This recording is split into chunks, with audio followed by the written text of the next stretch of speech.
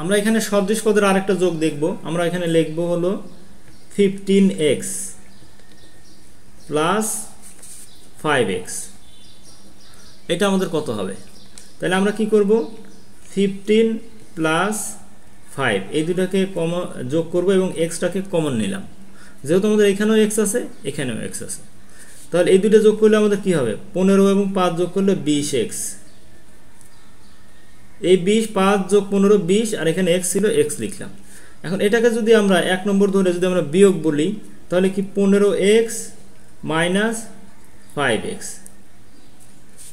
কি হবে, 15 আমরা এখানে রাখবো মাইনাস এখানে 5 রাখবো আর এক্সটাকে কমন রাখবো।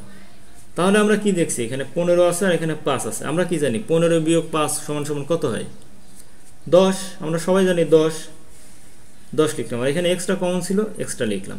তাহলে 15x minus 5x equal to 10x। 15x plus 5x equal